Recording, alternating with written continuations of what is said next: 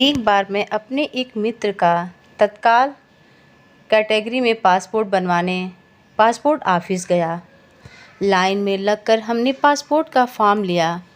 Form भरने के बाद हमने अपने डॉक्यूमेंट चेक कराए और फॉर्म जमा किया। इसके बाद फ़ीस जमा करने की बारी थी। हम लोग लाइन में लग गए, लेकिन जैसे ही हमारा नंबर आया, बाबू ने खिड़की बंद कर दी।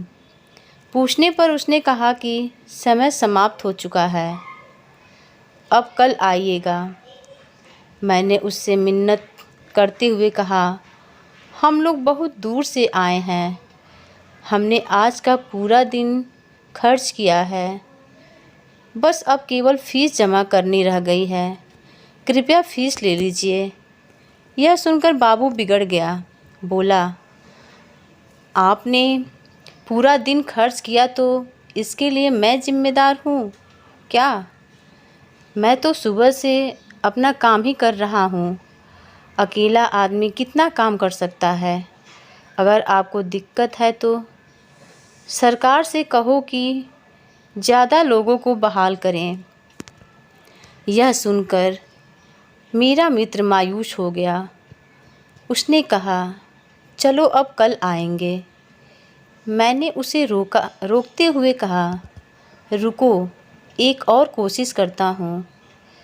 तब तक बाबू अपना थैला लेकर उठ चुका था। मैं उसके पीछे हो लिया। वह एक कैंटीन में गया। उसने एक खाली सीट देखकर अपना थैला रखा।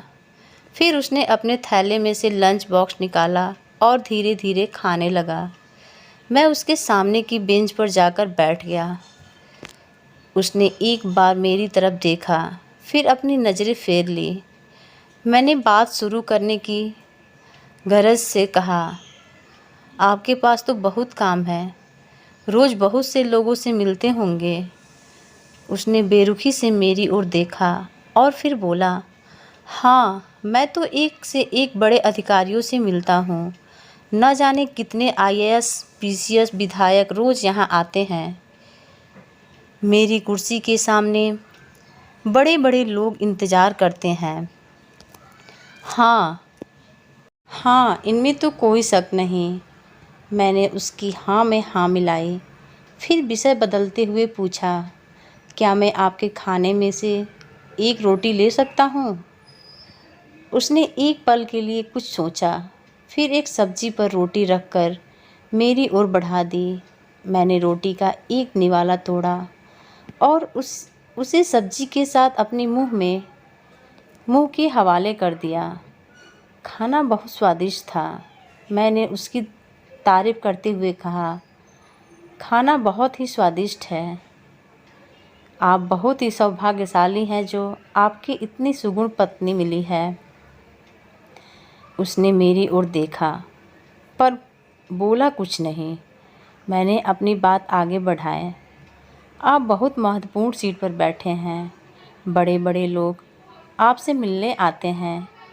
लेकिन अगर आप बुरा न माने तो एक बात कहूँ। कहें। उसने उपेक्षापूर्वक अनुमति प्रदान की। मैंने धीरे से कहा, आप अपने पद की इज्जत नहीं करते हैं। मेरी बात सुनकर वह तड़प उठा। ऐसा कैसे कह सकते हैं? मैंने उसकी बात का जवाब दिया। अगर आप अपने काम की इज्जत करते तो इस तरह रूखे व्यवहार वाले नहीं होते। देखिए, आपका कोई दोस्त भी नहीं है। आप खाना भी दफ्तर की कैंटीन में अकेले खाते हैं। अपनी कुर्सी पर भी आप मायूस होकर बैठे रहते हैं। लोगों का होता हुआ काम पूरा करने की जगह आप उसे अटकाने की कोशिश करते हैं और लोगों के अनुरोध करने पर कहते हैं, सरकार से कहो कि ज़्यादा लोगों को बहाल करे। अरे भाई, ज़्यादा लोगों के बहाल होने से तो आपकी अहमियत घट जाएगी। हो सकता है आपसे ये काम ही ले लिया जाए।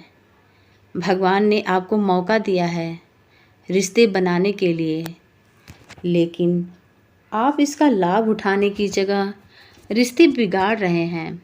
मेरा क्या है, कल आ जाऊंगा या परसों आ जाऊंगा, पर आपके पास तो मौका था किसी को अपना एहसानमंद बनाने का, पर आप उससे चूक गए। मैंने अपनी बात को आगे बढ़ाते हुए कहा, पैसा तो आप बहुत कमा लोगे, लेकिन रिश्ते नहीं कमाओगे तो सब बेकार है, क्योंकि रिश्तों से ही घर बनता है, रिश्तों से ही परिवार बनता है, और परिवार के बिना आदमी का जीवन निराधार हो जाता है। वह जीता तो है, जो जीता तो रहता है, पर उसका जीवन निस्सार हो जाता है। मेरी बात सुनकर वह रुआशा हो गया। उसने कहा, आपने बात सही कही साहब, मैं अकेला हूँ। पत्नी झगड़ा करके मायके चली गई है, बच्चे भी मुझे पसंद नहीं करते। माँ है, वो भी कुछ ज़्यादा बात नहीं करती, सुबह रोटी बनाकर दे देती है और मैं तन्हा खाना खाता हूँ। रात में घर जाने का भी मन नहीं करता। समझ में नहीं आता कि गड़बड़ी कहाँ है। मैंने उसकी आंखों में आंखें डालते हुए कहा, खुद को लोगों से जोड़िए, किसी की मदद कर सके तो करिए। देखिए, मैं यहाँ अपने दोस्त के पासपोर्ट के लिए आया हूँ। मेरे पास तो पासपोर्ट है, मैंने दोस्त की खातिर इतनी तकलीफ़ सही, आपकी मिन्नतें की, और यह सब मैंने निस्वार्थ भाव से किया, इसलिए मेरे पास दोस्त है। उसकी आंखों में हल्की सी नमी सी आ गई। वह उठते हुए बोला, आप मेरी खिड़की पर पहुँचो, मैं आज ही आपका फॉर्म जमा करूँगा। और उसने सचमुच मेरा काम कर दिया। फिर उसने मेरा फ़ोन नंबर मांगा, मैंने उसे अपना नंबर दे दिया। फिर उसे धन्यवाद कहता हुआ घर वापस आ गया। इस घटना को बरसों बीत गए। इस दिवाली पर एक फ़ोन आया, अनजान नंबर था। मैंने फ़ोन रिसीव किया। इधर से आवाज़ आई, मैं पासपोर्ट ऑफिस से रविंद्र चौधरी बोल रहा हूँ। कई साल पहले आप हमारे पास अपने किसी दोस्त के पासपोर्ट के लिए आए थे और आपने मेरे साथ रोटी भी खाई थी। आपने कहा था कि पैसे की जगह रिश्ते बनाओ। मुझे एकदम से याद आ गया। मैंने कहा, हाँ जी चौधरी साहब, कैसे हैं? उसने खुश होकर कहा, साहब, आप उस दिन जब चले गए तो मैं बहुत सोचता रहा। मुझे लगा कि पैसा तो सचमुच बहुत लोग दे जाते हैं, लेकिन साथ खाना खाने वाला कोई नहीं मिलता। मैं साहब अगले ही दिन अपने ससुराल पहुंच गया। मैंने अपनी पत्नी से घर चलने को कहा।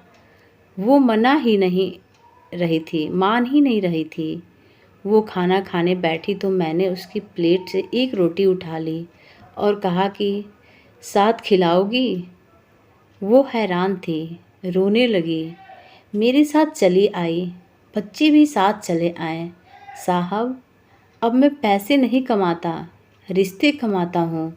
जो आता है उसका काम कर देता हूँ। साहब, आज आपको हैप्पी दिवाली बोलने के लिए फ़ोन किया है।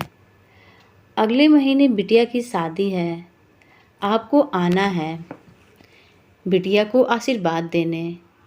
वो बोलता जा रहा था, मैं सुनता जा रहा था। सोचा नहीं था कि सचमुच उसकी ज़िंदगी में भी पैसों पर रिश्ता इतना भारी पड़ेगा। दोस्तों, आदमी भावनाओं से संचालित होता है, कारणों से नहीं। कारण से तो मशीनें चला करती हैं। आप भी रिश्ते बना कर देखिए, आपकी ज़िंदगी भी रविंद्र चौधरी की तरह बदल जाएगी। दोस्तों, पैसा और रिश्ता ये स्टोरी अच्छी लगी हो तो प्लीज़ चैनल को सब्सक्राइब करें, लाइक करें, शेयर करें।